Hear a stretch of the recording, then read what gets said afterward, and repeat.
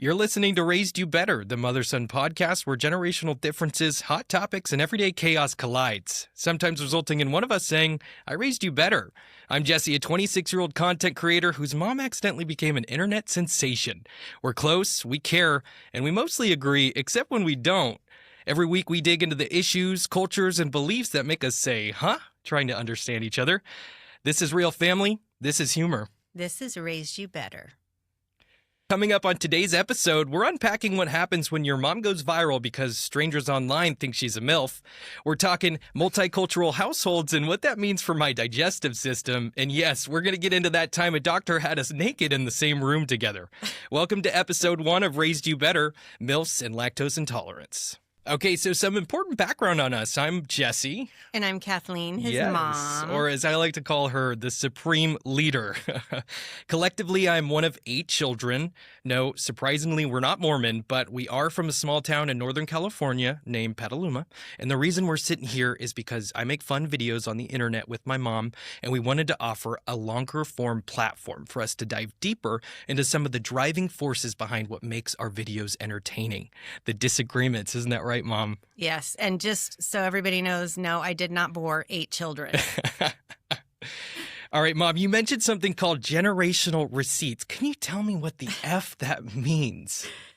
Generational receipts is basically our entire makeup from how our parents raised us, which came to them on how their parents raised them, our childhood friends, where we lived, how we were brought up, our relationships, our career goals, everything. All of that makes up like our generational receipts. Right. And that is going to be the pulse of what is driving us through these conversations and how our generational receipts might not match up.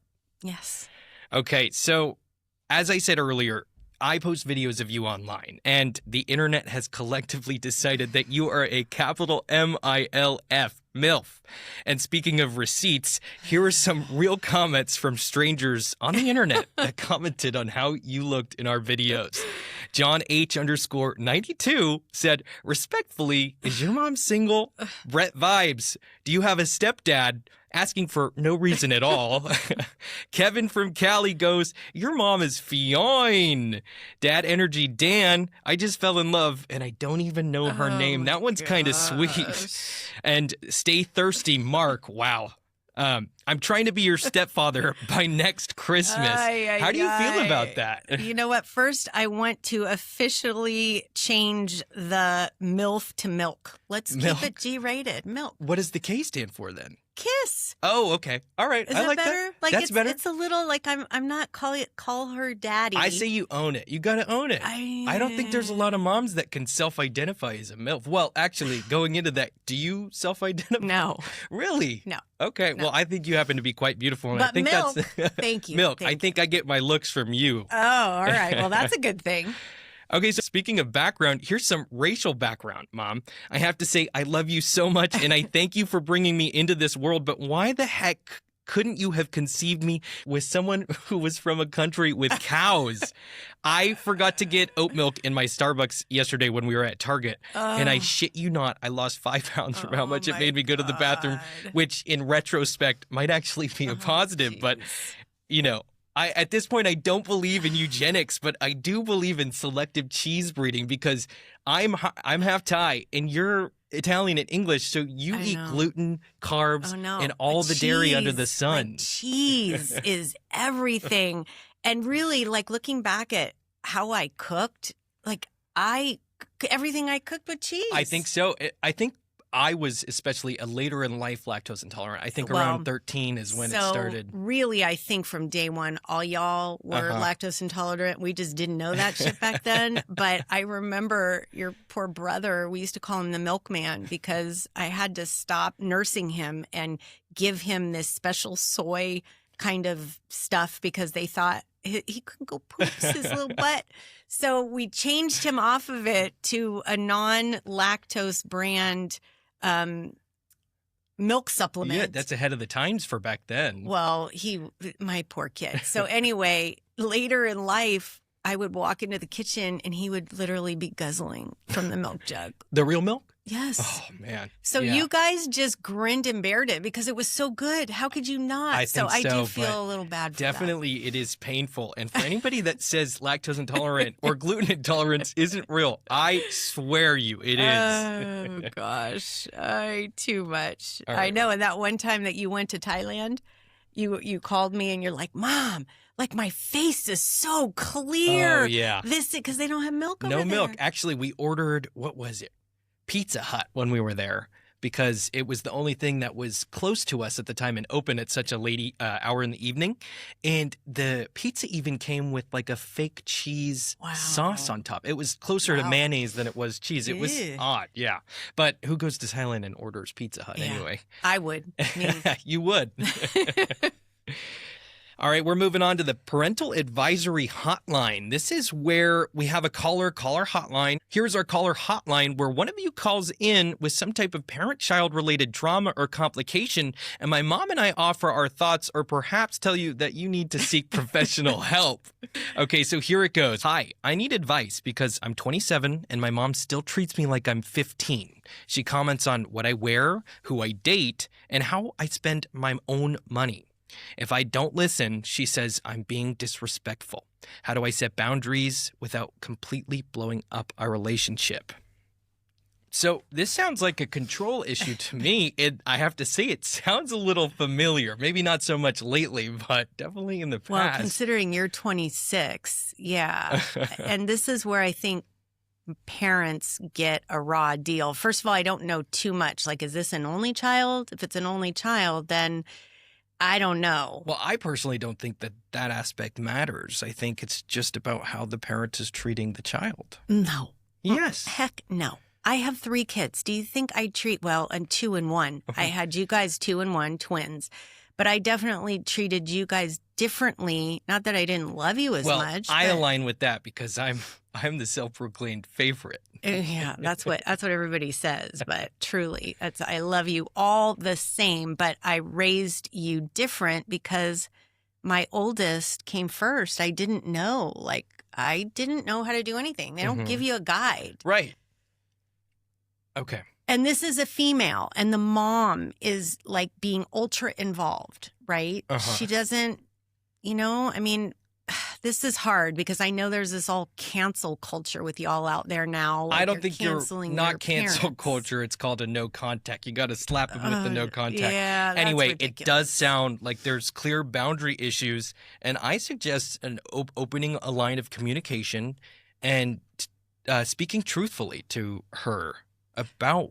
I mean, I'm okay with that, but I've tried a million times to talk to you and everybody else, and you guys put up attitude. So I think it would be important how she talks to her mom. This sounds like she's taking it a step further, though. She's commenting on who she dates, how she spends her own money, and if she doesn't listen, she gets mad at her. Well, it's kind of like normal parenting. I mean, we don't want you guys making mistakes. So sometimes, and we've lived all those mistakes already. We have lived them all, right? So I think the mom has good intention. Is she going about it wrong? Maybe. I say yes, absolutely. She is. Well, and so, okay, so put yourself in that person's shoes. Okay. What if, and you've said it to me before too, you need to chill out, chill out. So how, knowing that they have this issue, how do you think she should say this to her mom? Well, there's differences. I would categorize you as a helicopter parent. This one sounds like an Apache. She's an Apache parent. No. She is taking it a step further. I don't think you've ever commented on who I dated and how I spent my own money. No. Maybe when I was living under your roof, but she's 27 years old. I say draw a clear line in the sand, open a clear line of communication, and work out the differences. Be truthful. Do not call it a boundary because that's such a trigger word. Don't call it a boundary. Just say, what hey, else could it be Mom, I love you so much, but I need to be me for a little bit. And I would appreciate it if I know you're going to think these things, but maybe just don't say everything. That's like an easy way to touch on it without being like, okay, I got to draw this boundary, Mom. But what if she comes back with saying she's being disrespectful? That's disrespectful for you to say I'm your mother.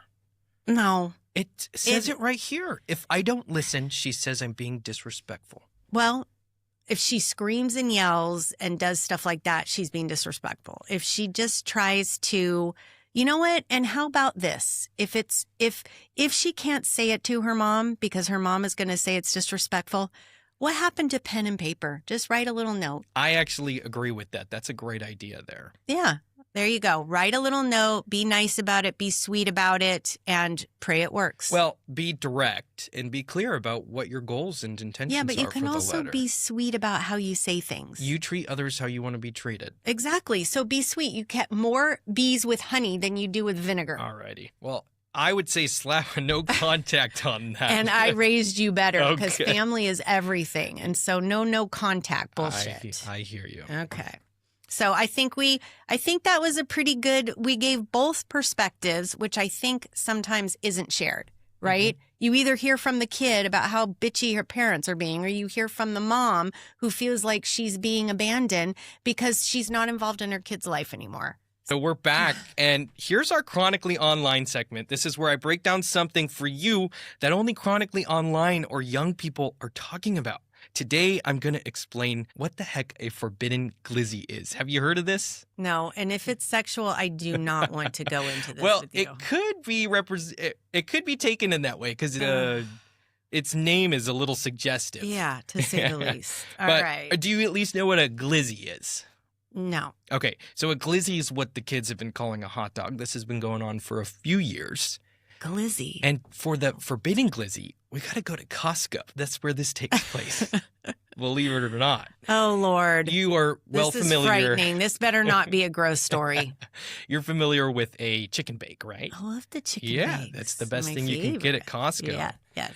So what people are doing, the young kids, You're laughing and I'm scared. They're ordering the hot dog or the glizzy, and they're ordering a chicken bake. Okay. And they're creating a hole in the top of the chicken bake, removing the hot dog from the hot dog bun and inserting it inside of the chicken bake. Okay. Creating the forbidden glizzy. Okay. Yeah. Kind of sounds like a heart attack, but also a little appealing. I want to try it. I mean, thank God it is what you said it is. I could read into that and I'm not going to, but okay. I mean, that's a cheap dinner right there. Yeah, so I guess bring it on. It is pretty cheap. Would you try it? I probably wouldn't try it. No? No, Maybe I like some my heartburn. chicken bake. Yeah, hot dogs are a bit odd these days for sure. Up next is Older and Wiser. This is where I get advice or clarity on something I should probably already know at 26 years old. Mom, can you help explain home loans for me? For example, if Sally purchases a farmhouse for $1 million, how much does she have to have saved up? What is her debt-to-income ratio? What does that even mean? And what's the total amount that Sally will pay over the loan term? Well, let me say, hopefully Sally has a partner because $1 million is very difficult to qualify for in this day and age. Basically, a home loan is, everybody says you need to have 20% down. You really don't have to have 20% down. You can have as little as 3% down. So I think in these days, we have to be open with our kids and let them know that a home loan today is different than a home loan was 15 years ago. So keep your credit up. I know this is hard for your age group too. We used to look for 2 years of staying with one company. I know that's completely changed now, but at least you have to stay in the same industry. And if you're self-employed, you need to be self-employed for over 2 years for them to be able to count that salary. They average it out. So it's difficult. It can be done.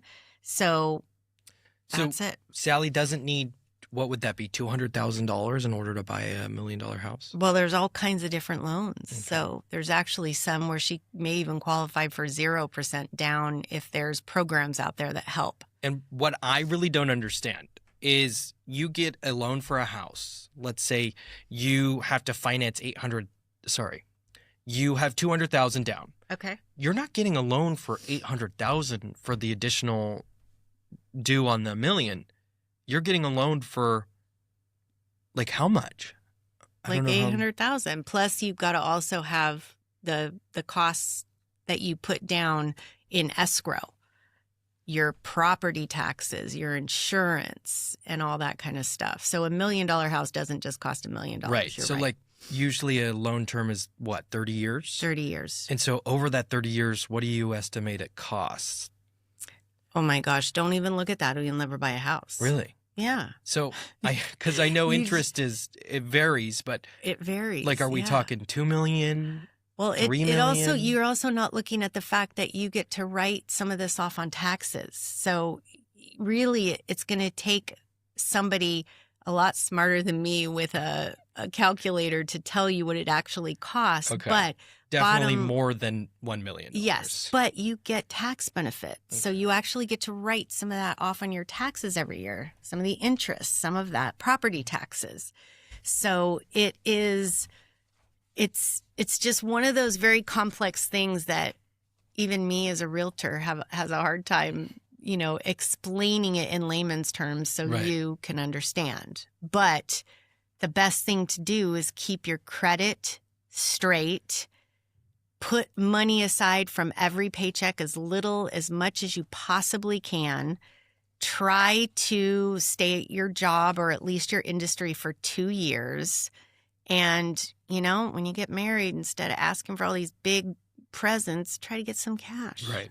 And so would you say as a young person in this day and age with the housing economy as it is it still a sound investment Definitely. to buy a house? Yeah, absolutely. Even though the property values aren't growing as they did, let's say, 25 years ago? I think they're growing higher now than they did 25 years ago, especially where we live. Mm-hmm. Like different parts of the country are very different. Right. But then there's the argument that you're spending over $1 million on a tract home that originally cost $250,000. Very true. But it is an investment in your future.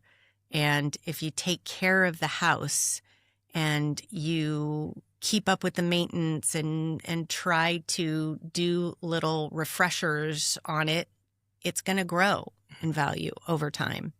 And more so than if it's just, stuck in a bank account not earning a ton of interest. Cool. Well, Sally appreciates the advice. Coming up, as promised, we're going to tell you the story about how a doctor had my mom and I in a room together naked. Gosh. My intro may have been a little bit misleading because we weren't exactly butt naked, but my mom and I decided to go get B12 shots together. And she looks young. I would say you look pretty young. I mean, that leads back into the MILF thing, but it was funny. This is the first time we went to this B12 shot place and together. I get B12 shots often, and I know that you were feeling sluggish, and I said, let's go get a B12 shot. Yeah. It did work, I will say, but It was quite a funny experience. So we get there, we're at the reception, and we check in, and she checks me in under my first name and her first name. And then all of a sudden, they shuffle us into this back room, which you had raised your eyebrow. You said, this is weird, right? I've never been back here before. Usually they stick you behind a curtain or something like that. So we're both in this room. We're waiting a few minutes, kind of patting our hands on our quads. And in comes the doctor, the person administering the shot. And we're doing some light talking. She asks us how we are, what our plans were for the day. Have you ever had a B12 shot before? Right. All Here's that kind what of stuff. happens. It might be a pinch. Yeah. And then she looks at me and says, "Can you pull down your trousers?" And I was hesitant. I said, "Oh, this is interesting. I've never pulled down my pants in the same room as my mom." Yeah, before. and I was like, okay, I guess I'll look away. And so I pull my pants down, my butt cheeks hanging out, drop trow. And she puts the shot in. I zip up. I'm fine. And then I realized, oh no, she's going to ask my mom to pull down her pants. And I'm in the room. This is going to be awkward. And how did it come? Well, you ended up saying, "Oh, okay, I'll excuse myself." And she said, "Oh, you guys are married, right?" And you said, "No, this is my mom." That's my mom. Yeah. And I was like perplexed because it happened like the way it was unwinding is like, what is she doing? Like, does she do this with? I mean, I don't know.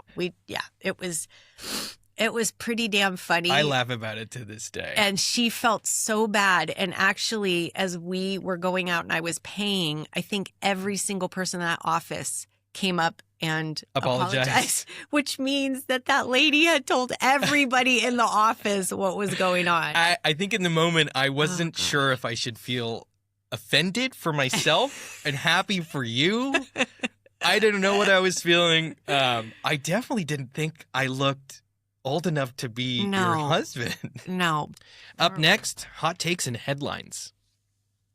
All right, this is hot takes and headlines. Have you heard about the deaths that have been happening in Northern California at the ski resorts? Yeah, it's very sad. Really sad. Yeah, the avalanches. It actually, that whole thing pisses me off because, I mean, the news has been reporting about winter storm warming and that was coming and all that kind of stuff. And I know there was a group of skiers that they're saying on the news, like from Marin County area, and most of them were mothers, and they were on a trip through a company that specializes in these outdoor adventures.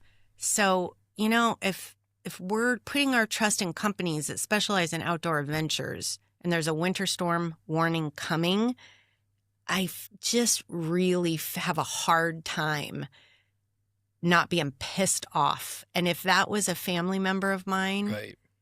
I mean, so you think it was reckless of them too? I definitely think it was reckless, right. And they shouldn't have put their employees at risk, and they definitely should have not put those participants at risk. And if I'm remembering correctly, there's actually 3 separate incidents. There was a worker at a resort in North Lake Tahoe. He was younger, 27, from Pleasanton, who they just found his body. Then there was a 43-year-old man from the Berkeley area that they recovered his body, and then that whole separate mom group. So that's a large group. Death toll. I mean, these are dangerous. We know. I lived in Truckee a couple times as a kid. You know, we hear about these things, and I'm not 100% certain on how the other 2 died. I was just, you know, watching the news and hearing the information about the group. It's sad either way. And, you know, I don't know if the operators of those ski resorts need to say, we're closing. We're not taking any chances. I don't know. I don't know what the answer to it is, but that, like, you're right. 3 separate instances in a short period of time. We have to reflect on that and we have to change things for sure. I agree. Let's recap. On reflection, my mom learned about the forbidden glizzy. We gave some advice to a listener, and you all know how severely lactose intolerant I am.